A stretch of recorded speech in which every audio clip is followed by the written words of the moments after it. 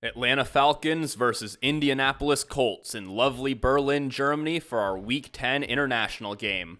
With Bijan Robinson and Jonathan Taylor both here and healthy, you know the offensive game plans are gonna be run.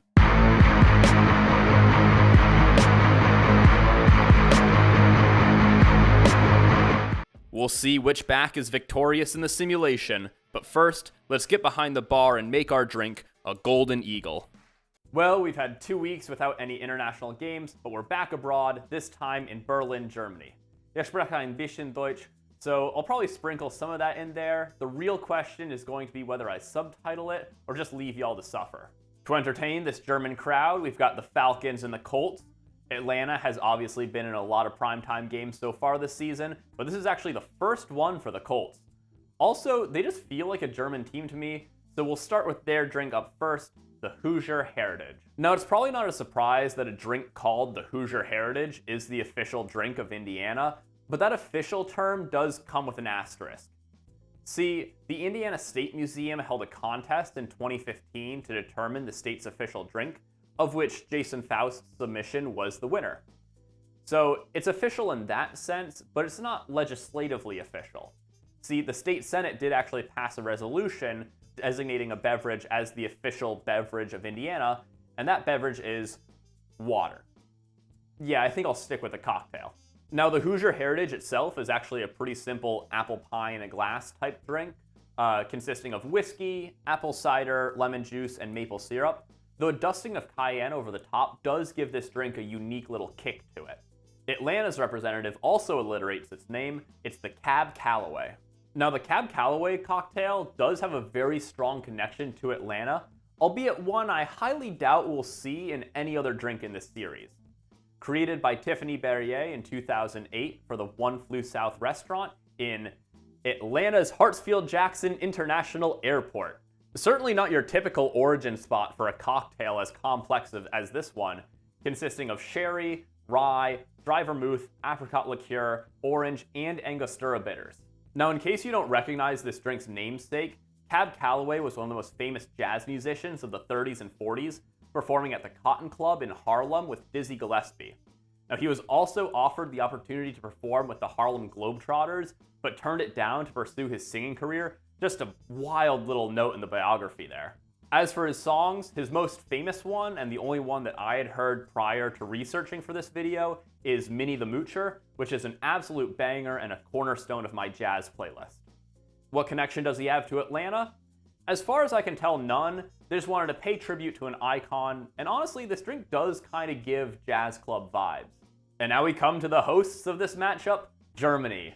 Now, I can tell you firsthand, Germans do love to drink, so we had loads of options for what to work in as their representative for this drink, you know? We're in peak fall right now, so I could have gone with a nice Oktoberfest beer.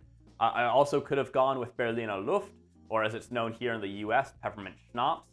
But ultimately, I knew there was only one option, and that is Jaegermeister. Jaegermeister bedeutet Masterhunter auf Englisch und ist ein Kräuterlikör auf Wolfenbüttel, Deutschland. Da sind 56 Pflanzenstoffe in diesem Likör, aber der Hauptgeschmack ist Lakritz. Dieser Likör ist süß und 35% ABV und wichtig, in dieser Flasche ist kein Elfblut. Well, if I decided to subtitle that, I hope you enjoyed listening to some of my rusty-ass German, and if I didn't, I'm sorry. My thought behind this drink was to keep the general vibe of the Cab Calloway, but sub out the vermouths for the Jaegermeister, and then swap the apricot for the apple juice of the Hoosier Heritage. So as a result, our final spec is going to be 1 ounce of sherry. If you saw the last video, this is an Amontillado sherry, so very sort of, lemony, nutty. Gonna be an interesting part of the split base to this drink.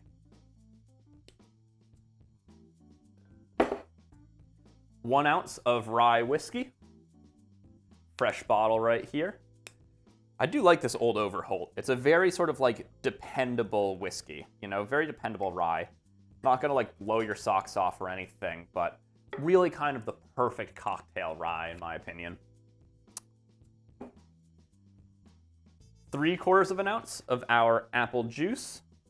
Just insert in here my little monologue that I give every time about apple juice versus apple cider, and how in cocktails they're basically the same thing.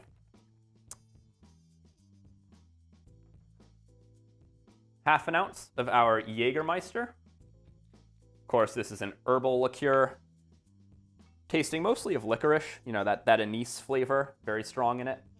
So obviously not a one-to-one substitute for vermouth, but it'll be interesting to see how that plays in this drink, you know? 2 dashes of our Angostura Bitters. So these are, you know, very much your kind of like baking spice notes.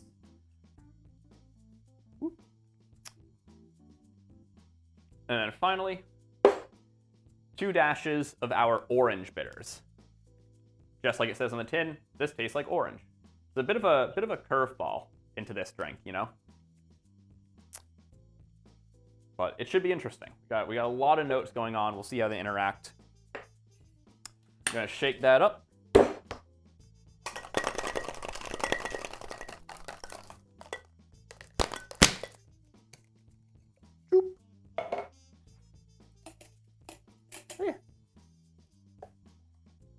Then we're going to strain that into our rocks glass.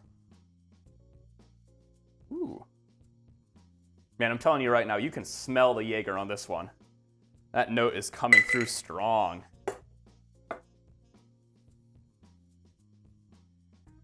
All right. And now, you know, thinking falcons, bird of prey, and also Germany.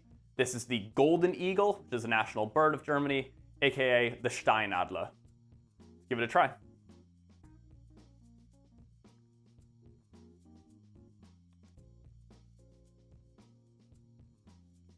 Whoa. Oh! Okay, wow, there's so much in that drink. Holy shit. Oh my god, what was the one that I just did last week? The 12-man fizz, or the Commies Cup, which was, you know, based on the 12-man fizz with that green spiced rum. I know that one, I said that drink gave me whiplash. This drink should come with like an epilepsy warning or something. I went through, I think, at least 20 flavors in the span of like 2 seconds upon tasting this drink. And I'm like trying to process the backlog of everything that I just experienced in trying this. Holy shit. Okay, hold on. Let me go in again. Right now, at the very end, I can tell you right now, like the finish of this drink is the nuttiness of the sherry. You're left with that sort of like Brazil nut, kind of like almondy type finish to it. You know, a little bit of the sort of like almost like lemony notes that are associated with that. But there's an entire maelstrom you have to get through to get to that finish. So let me unpack that again. Okay, I think the two that really kind of create that contrast and create all of that like interaction and absurd craziness that's happening in the flavor profile of this drink is really the Jaegermeister plus the orange bitters. Those are 2 very strong flavor notes. In the case of the Jaeger, you know, it's multiple flavor notes, but the anise, the licorice, is really kind of the main flavor note there. Lakritz in German. The combination of that with the orange creates this very kind of complicated, ever-shifting flavor profile. Surprisingly, I don't think the apple juice or apple cider and the rye really contribute. I'm not going to say they don't contribute much to this drink. If you remove them from this drink, this is a fundamentally different drink. One that's honestly, I think, probably borderline undrinkable. I think they do a lot to round out this drink, but their flavor notes don't come through as much. They're more like support pillars in this case, where, you know, you might not sort of experience them in this drink. You might not see them, feel them, taste them, but they're there kind of making sure that this is still a drink that you can enjoy and not just like all come crashing down.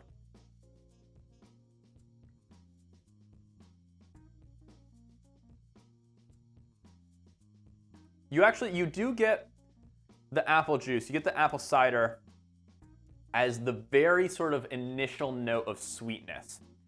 That's kind of the first thing that meets your lips, and it is like the first thing for your brain to process, is that little bit of sweetness from that juice.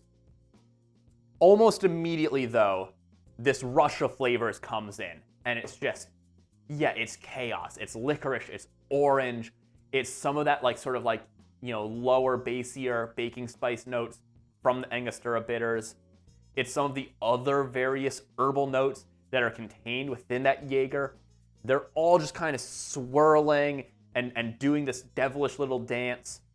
And then finally, that sort of finishes off, and you're left with just the really pleasant finish of this Amontillado. You know, that very sort of like nutty, lemony, you know, finish that I described previously. It's a very interesting drink. I don't think I would go so far as to call this a good drink. It is certainly a unique drink, though. This is a flavor experience like none other. I have never tasted anything like this drink.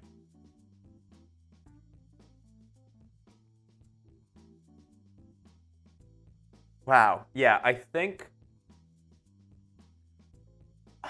honestly, like maybe I should have left a bit of the maple syrup from the Hoosier Heritage in this drink. I think actually that little bit of sweetness would help this drink a lot, because it's not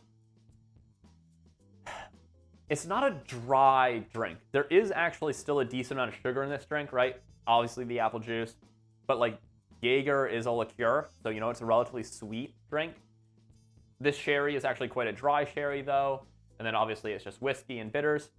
So I think that like even just like a quarter ounce of maple syrup, I think would really kind of bring this drink together and make it feel whole. I do also wonder though what the addition of yet another distinct flavor, you know, that maple, into this drink would do. But I think this might actually be the case where adding another ingredient kind of ties it all together and makes it feel less chaotic, despite the fact that we've objectively increased the number of flavors kind of vying for your taste buds in this drink. This is a funky little guy right here. Yeah, I mean, I try my best to create good drinks for this series, because I want you, you know, to be able to make them and feel good about them. But more than making good drinks, I try to make interesting drinks. And this is up there as one of the most interesting ones I've made yet. The combination of flavors here is an absolute roller coaster. I could probably spend all day talking about it, just trying to suss out the little intricacies of like where in your mouth you're tasting these different components, charting the evolution of this drink, because it's got a very interesting evolution. You know, like if you enjoy drinks that you can really sort of feel changing as they pass over your taste buds and then sort of, you know, fade out over time, this actually might be like a drink you'd really like, because there's so much to sort of dig into here. This is such a rich drink in terms of flavor profiles. It's very curious. Yeah, I do think the maple syrup, like a little bit of maple syrup, I think I'll have to add that in when I make this drink to take the pretty photo of it and see, you know, report back what the results of that are. Because I do think that really would pull this drink together and make it a legitimately interesting drink. That's such a cool... Wow, that's a wild mix of flavors. I can't get over that. That is such a nutty... nutty, because the sherry finish is nutty. But it's such a crazy mix of flavors. It's like breaking my brain trying to parse out all of these different notes and how they come in and out and how they play with the other notes in this drink. Oh my god, I feel like fucking Pepe Sylvia meme, you know, with like the bread tack board. Oh my god, this drink is insane. Well, Will we have a game as crazy as this drink? Only one way to find out, and that's in the simulation. Falcons start with the ball first on this sunny day in Deutschland, and a big run from Bijan helps them make it all the way down to the red zone. Penix steps up in the pocket and fires to London, who bounces off defenders and into the end zone for the first score of the game. The Colts offense quickly marches down to the Falcons' 24-yard line in response, but Indiana Jones gets greedy and is picked off by Caden Ellis. After starting strong, the jet lag seems to hit both of these offenses, as these teams trade punts until this absolutely crazy play. Play action, A.J. Terrell tips this pass, but the tip falls perfectly into Pierce's hands, who takes it 70 yards to tie the game up. The Colts certainly seem to have a flair for the dramatic in this game, as with 4 seconds left in the half and the clock running, they barely get the snap away, and Daniel Jones hits Alec Pierce for the 9-yard touchdown, putting Indianapolis up 14-7 at the half. The Colts are right back in the red zone in the second half, but this time Atlanta's defense comes up big, sacking Dan Jones on third down, causing Indianapolis to settle for the field goal. The rest of the third quarter passes without a score, but the Falcons open the fourth with a quick pass to Jamal Agnew for the 2-yard touchdown, pulling within 3 points. However, Atlanta couldn't manage to make it back within field goal range, and with just over a minute left and no timeouts left for the Falcons, JT puts the final nail in the coffin with this third down conversion, letting the Colts kneel out the rest of the clock and leave Germany with a 17-14 victory. Well, this one was a real defensive battle. Both of these D-lines got really good pressure, had a lot of negative plays that put the offenses behind schedule, and kind of took away the run game. Obviously, I think everybody's attention in this game is going to be whether Bijan Robinson or Jonathan Taylor has a bigger day, but both of these teams have very capable defenses, so I wouldn't be surprised if things start out slow. Let's not sleep on these QBs either, though. Indiana Jones was back, out here slinging the ball with 274 passing yards and 2 touchdowns, though he did have that early interception to Caden Ellis. Michael Penix was in prime game manager form this game, only 158 yards, but 2 touchdowns, no interceptions, and only 3 incompletions. Now, both of these running backs had good games, but the defenses definitely made it a priority to take them out of the game. Of the two, Bijan came out on top with 77 yards, which is actually pretty much his average this season. JT only had 48 yards, which would actually be his lowest so far this season by about 20 yards. Daniel Jones slightly outrushed him in this game, which, while that is nuts and 57 yards would be over double his highest rush yards this season, that's well within historical Dan Jones precedent. Michael Pittman and Alec Pierce really were the main beneficiaries of the Colts' passing attack, though Pierce was the only one to see the end zone. The Falcons spread the ball around far more, with Drake London as their only receiver to break 50 yards. And of course, just when I finally say, oh, Madden AI has a check down and screen problem that inflates running back receptions, it's gotta go and give me a big fat counterexample, as Bijan and Taylor have a mere 2 and 1 catches respectively, both of which are actually under their average figures. The roles for the QBs are reversed in the Monte Carlo sim, as Penix averages just shy of 200 passing yards, while Danny Dimes can only rustle up a $170. The running backs collectively do better. Bijan actually sees a slight dip in his rushing yards, but JT gets a big boost, all the way up to 89 yards. As for the receivers, things remain pretty spread out on both sides, though instead of Pierce being the number 2 receiver for the Colts, the sim has Josh Downs getting those catches. The distribution of results for this game is actually on the higher side for the Monte Carlo sim, a bit of a departure from the defensive brawl we saw in the Madden sim. The most probable outcome is a 21-14 Falcons victory, and while the margin narrows significantly when averaging all 10,000 games, the edge remains with Atlanta 20-19. Do you agree with the simulations, or do you envision a different future? I'm looking forward to hearing your thoughts down in the comments. As a reminder, our drink for this matchup is the uniquely chaotic Golden Eagle, aka Steinadler. If you make it, please let me know what you think, and I'd love to hear your suggestions for what drink should be your team's representative. Stay curious, stay thirsty, and I'll see you in the next one.